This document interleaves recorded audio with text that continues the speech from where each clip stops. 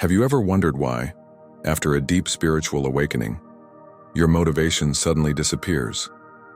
The goals that once set your soul on fire feel strangely meaningless, and the world that used to excite you now seems muted, distant, almost like a dream fading with the morning light. This isn't depression, it's not laziness. It's the universe, quietly dismantling everything that once defined you, so it can reveal what's real. Because after awakening, the chase ends, the ego dissolves, and in the silence that follows, the question arises, if I am everything, why do I need to run anymore? This is why the universe takes your motivation, not to punish you, but to show you what true movement really means. When the first wave of awakening hits you, it feels like illumination.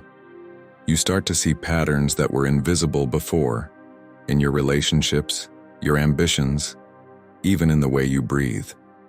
There's a spark of cosmic insight, a feeling that you've stumbled upon the secret design of reality itself. But soon after, something strange happens. Your motivation begins to evaporate. The fire that used to drive you, the hunger for success, recognition, or even improvement, starts to fade. It's as if the universe has unplugged you from a current you didn't know you were connected to. This moment is what many mystics call the death of the old self. It's not a metaphorical death, but a deep psychological unraveling. For years, your sense of purpose was built on illusions, the illusion of control, the illusion of time, the illusion that you were a separate being chasing something out there. When awakening strikes, those illusions start to crumble, and what's left behind feels empty, because the you that used to care so deeply is dissolving. You begin to see that most of your previous goals were born from egoic need, the need to prove something, to fill a void, to escape the silence within. And when you finally confront that silence, the ego panics. It whispers, "You're losing yourself. You're wasting your life." But the truth is, this loss of drive is not a curse. It's a cleansing. The universe removes your motivation because it's preparing you for a different kind of movement, one that flows from being, not from fear. In awakening, the chase transforms into observation. You start to notice the beauty of stillness, the sacredness of ordinary moments, and the strange peace that exists when there's nothing left to prove. Psychologically, what's happening is profound. Your brain, accustomed to the dopamine cycles of achievement and reward, begins to recalibrate. The neural pathways that once linked success to survival start to fade. It's not that you've become unmotivated. You're simply no longer driven by the same chemical illusions. The constant urge to do begins to yield to the awareness of being.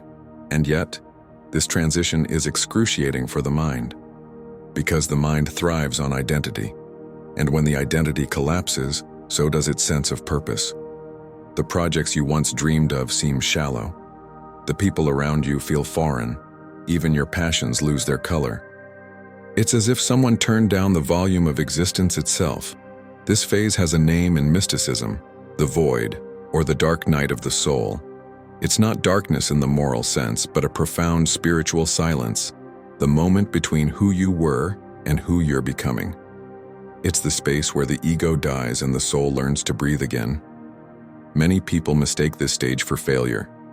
They think they've lost their path when, in truth, they've finally stepped off the treadmill of illusion. The universe isn't taking your motivation as punishment. It's removing the distractions that kept you from seeing that you never needed them. You were never meant to chase meaning. You were meant to embody it. The collapse of the old self is painful because every attachment resists death. Your identity clings to its labels: artist, student, leader, dreamer. But awakening strips you naked of all those definitions, leaving you raw, uncertain, and paradoxically, free. Freedom doesn't feel glorious at first, it feels like loss, because everything you used to rely on, your routines, your passions, your goals, suddenly seems irrelevant in the face of infinity. And so, the universe watches as you wander through this void, questioning everything. You try to reignite your motivation, but the spark won't catch. That's because the fire must now come from a different place, a deeper place. Not from the ego's craving to become, but from the soul's longing to remember. After awakening, you enter a strange paradox. Your consciousness expands, but your drive contracts. The mind becomes clearer, but your will to act dissolves. To the untrained eye, this looks like apathy, but it's actually energetic recalibration. You see, every desire you ever had was charged with energy, an invisible current that pushed you toward the future. That current is called dopamine. It's not just a neurotransmitter, it's the biological expression of longing. Every time you imagined a better version of yourself, your brain rewarded you with a burst of dopamine, urging you to chase that vision. But awakening interrupts this cycle. Because when you truly awaken, the illusion of future collapses, and with it, the entire chemical motivation system built on becoming someone else. Neurologically, this is why your brain stops giving you the same rewards it used to. The carrot no longer works because you've seen the hand holding the stick. You've glimpsed behind the curtain, and your mind knows that there is no finish line, no permanent arrival. So it stops playing the game. Spiritually, this process is called ego disidentification. It's when your sense of I detaches from the character you've been playing. You realize that you are not the worker, the dreamer, the seeker. You are the awareness that experiences all of them. And once this awareness expands, motivation based on external validation loses meaning. Because how can infinity desire something it already contains? But there's also a deeper, cosmic reason for this energetic silence. The universe doesn't just take your motivation, it redirects it. In the lower stages of consciousness, energy moves outward, toward creation, ambition, and external achievement. After awakening, that same energy turns inward, toward integration, reflection, and presence. It's like the tide pulling back before a greater wave. And this withdrawal can feel like depression because your nervous system is detoxing from the illusion of control. Your body, accustomed to constant motion, suddenly meets stillness. Your mind, used to chasing meaning, now has to trust meaning. This trust is the essence of surrender, and surrender is the hardest thing for the human ego to do. Psychologists studying transcendental experiences describe something similar. They call it the quiet phase, a period following enlightenment experiences when individuals report a loss of interest in ordinary goals, accompanied by a profound sense of peace or neutrality. It's not sadness, it's spaciousness. It's the soul adjusting to its new frequency. Imagine a radio that suddenly receives higher frequencies than before. At first it sounds like static, confusing, silent, incomplete. But as you tune yourself, clarity emerges. The universe silences you so you can learn to listen. The reason this phase feels so heavy is because our modern culture worships productivity. We've been programmed to measure our worth by output, to equate rest with failure, and stillness with laziness. So when awakening strips away your desire to achieve, it feels like you've lost your identity. But in truth, the identity you're losing was never yours. It was a survival costume stitched from expectations. From a metaphysical standpoint, your vibration changes. The energy that once fueled ambition now fuels awareness. You begin to perceive subtle things, emotions as waves of frequency, thoughts as clouds passing through a vast sky of consciousness. You start to feel less like a person and more like a process, a river of awareness moving through time. And rivers don't chase their destination, they flow toward it naturally. The universe removes your motivation so you can rediscover effortless flow, a mode of being where actions arise spontaneously, without resistance or force. This is what ancient sages called Wu Wei, the Taoist concept of action without effort. When you stop chasing, your energy stops fragmenting. And from that stillness, inspiration returns, not as desire, but as divine impulse. Science calls this coherence, a state where your brain waves, heart rhythm, and emotional energy synchronize into harmony. In this state, motivation doesn't come from stress or fear, it comes from resonance. Your actions align with something larger, the intelligence of the universe itself. And that's when you realize the universe never truly took your motivation. It simply changed its direction. It transformed it from willpower to alignment, from ambition to flow, from doing to being. But to reach that harmony, you must first endure the silence, the emptiness that feels like loss but is actually creation in disguise. Because only through stillness can the soul learn how to move again, not as a seeker, but as a channel of the infinite. There comes a point when the silence begins to soften. After months, sometimes years, of drifting through the void, you start to feel a quiet pulse returning. It's not the old drive, the restless hunger of ambition. It's something subtler, purer, like the first breath after a long dive underwater. This is the rebirth of purpose, not born from the mind, but from the soul. In the beginning, it's fragile. You might wake one morning and feel a faint desire to create again, to write, to move, to connect. But it doesn't come with urgency. There's no voice screaming, "You must." Instead, it whispers, softly, naturally, like the rhythm of your heartbeat. This is not motivation as you knew it. It's alignment. In the awakened state, purpose is no longer something you chase, it's something that unfolds through you. The universe begins to move your hands, your words, your steps. You stop thinking about what to do and start listening to what wants to be done. Your life becomes less about strategy and more about synchronicity. And this shift changes everything. Where before, effort was born of resistance, now it's born of flow. Before you fought against life to build a story, now life builds through you. What used to feel like motivation was really tension, a byproduct of believing you were separate from the very thing guiding you. Now, that separation dissolves. You don't act upon the universe, you move as the universe. From a psychological view, this marks the integration phase of awakening. Your brain begins to form new associations. Dopamine no longer spikes from chasing results. It starts to respond to authenticity, presence, and contribution.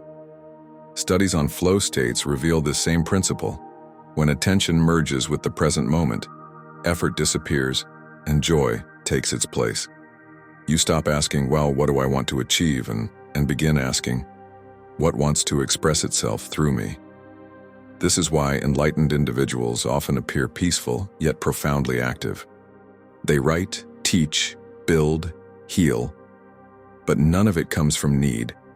It comes from love, from service, from resonance with something infinite. Their motivation is no longer personal, it's cosmic. And when you reach this stage, you realize that the universe never stole your motivation, it purified it. The ego's motivation was fueled by lack. The soul's motivation is fueled by love. And love doesn't chase. Love moves because it overflows. It gives because it can't help but give. In this new form of existence, action becomes meditation. Every gesture, washing dishes, writing words, walking beneath the stars, becomes sacred. You realize that purpose isn't found in grand missions or external achievements. It's found in the quality of attention you bring to the present moment. Purpose, you discover, is not something you do. It's the way you do everything. As this understanding deepens, the fear of stillness dissolves. You no longer panic when you have no plans. You trust that the next step will arise exactly when it's time, and it always does. Because once you align with the frequency of the universe, life orchestrates itself through you with effortless precision. Even science is beginning to touch the edges of this mystery. Research into heart-brain coherence shows that when emotional energy aligns with intention, measurable electromagnetic harmony emerges, a literal synchronization between inner and outer worlds. It's as if your body becomes a tuning fork for the universe's intelligence. In this harmony, effort and outcome merge.